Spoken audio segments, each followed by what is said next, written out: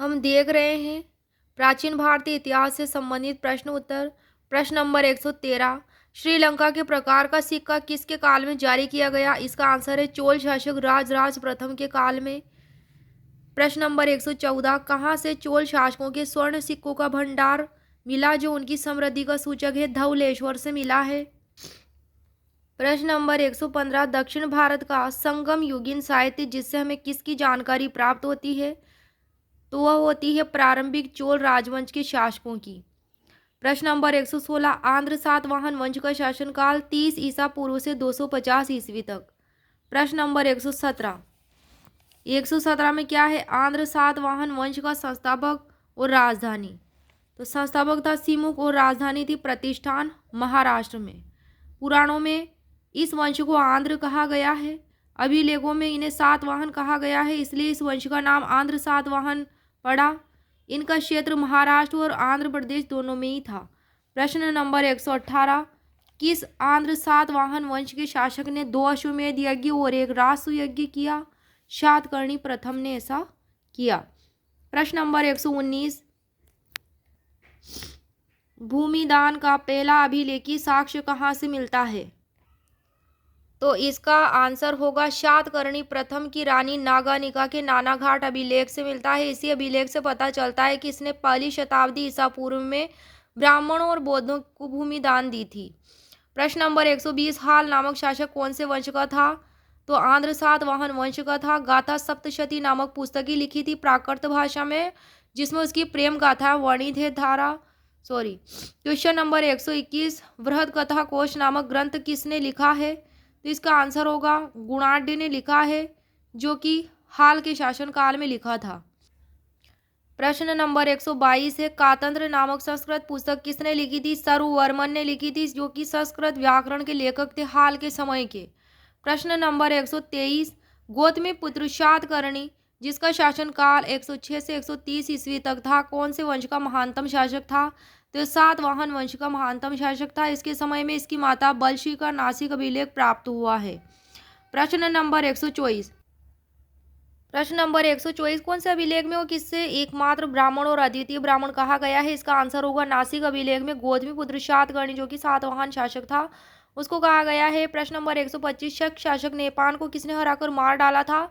गौतमी पुत्र शातकर्णी ने, आंध्र सातवाहन राजा। प्रश्न नंबर 126, कौन से सातवाहन वंशी शासक को 2 बार पराजित करने के बाद भी छोड़ दिया गया था?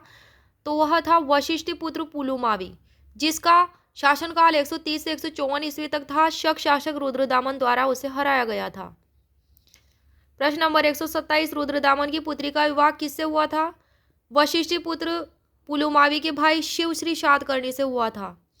प्रश्न नंबर 128, कौन से आंध्र सातवाहन वंशीय शासक के सिक्कों पर जलियान का चित्र अंकित है? यज्ञश्री शातकर्णी के सिक्कों पर, जिसका शासनकाल 165 से 194 ईस्वी तक था।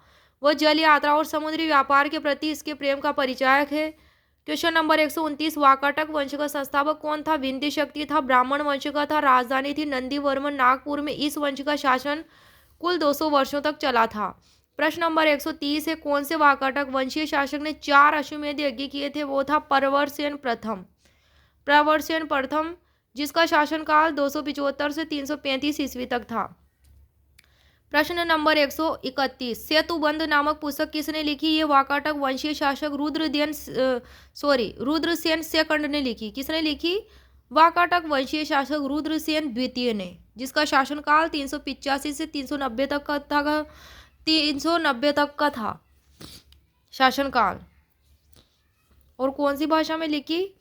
प्राकृत भाषा में। सेतुबंधु नामक पुस्तक प्राकृत भाषा में लिखी। प्रश्न नंबर 132 है कि अजंता की गुफा संख्या 9 और 10 कौन से काल से संबंधित है? तो ये वाकाटक काल से संबंधित है। प्रश्न नंबर 133 है, प्रसिद्ध बौद्ध विद्वान वसुबंधु किसके दरबार में था? समुद्रगुप्त के दरबार में। प्रश्न नंबर 134, समुद्रगुप्त की 6 प्रकार की स्वर्ण मुद्राओं के नाम लिखिए।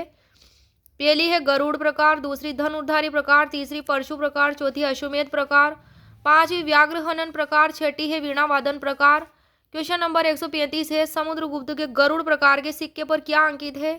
इसके मुख भाग पर राजा की आकृति गरुड़ ध्वज तथा पृष्ठभाग पर पराक्रम अंकित है।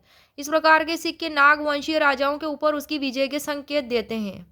किस पर? गरुड़ प्रकार के सिक्के पर।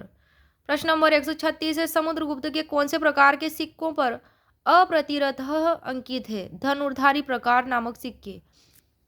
प्रश्न नंबर 137, समुद्रगुप्त के कौन से सिक्के के मुख्य भाग पर बाएं हाथ में परशु धारण किए हुए राजा का चित्र और पृष्ठ पर देवी की आकृति और उसकी उपाधि कृतांत परशु अंकित है? परशु प्रकार का सिक्का। प्रश्न नंबर 138 है, गुप्त काल का स्वर्णयुग कहलाता है? चंद्रगुप्त सेकंड का काल कहलाता है? चंद्रगुप्त द्वितीय विक्रमादित्य का काल, जिसका शासन काल था 375 से 415, 40 वर्ष का शासन काल। प्रश्न नंबर 139, देवराज या देवगुप्त या विक्रमांक किसका नाम था? चंद्रगुप्त द्वितीय विक्रमादित्य का नाम था। उसकी माता का नाम दत्ता देवी था। इसका काल गुप्त युग का स्वर्ण युग कहलाता है। प्रश्न नंबर 140, नागवंश की कौन सी राजकुमारी से चंद्रगुप्त द्वितीय का विवाह हुआ? इसका आंसर होगा कुबेर नागा से विवाह किया। और कुबेर नागा और चंद्रगुप्त द्वितीय की पुत्री का नाम था प्रभावती गुप्ता। और यह राजवंश कुबेर नागा नागवंश का जो राजवंश फैला हुआ था मथुरा, छत्र, पद्मावती आदि क्षेत्रों में स्थित था। कहाँ कहाँ स्थित था? मथुरा, छत्र और पद्मावती नामक क्षेत्रों में। किसका? नागवंश का शासन।